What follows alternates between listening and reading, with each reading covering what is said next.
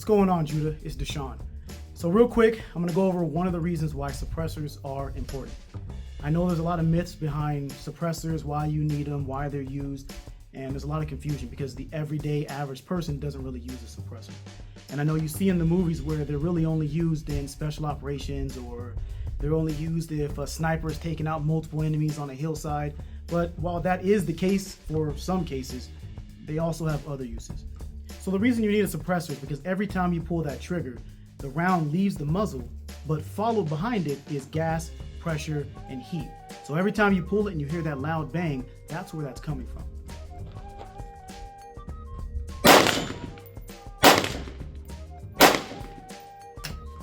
And this is my suppressor.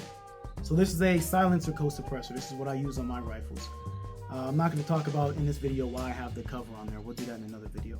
But the very, very basics of how a suppressor works is inside of the suppressor, you'll see, if I cut it in half, you would see different chambers inside of here.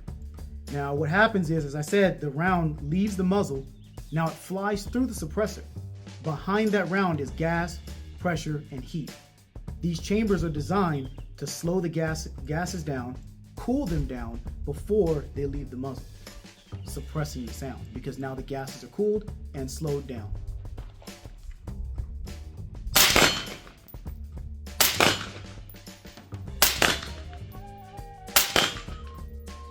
Now I'm going to show you an example of why I use this specific suppressor. So this suppressor is a silencer co-suppressor, as I stated before, but I have a special mount on here, and I have a special mount on a couple of my rifles, right? It's called an ASR mount. Now, Silencer Co makes the ASR mount specifically for Silencer Co products. I haven't tried it with other suppressors, so I couldn't tell you if they work or not.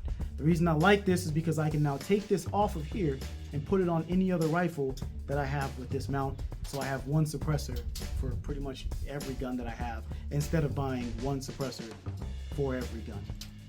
So now you might ask me, why do I care about reducing the noise? So now think about 2 a.m.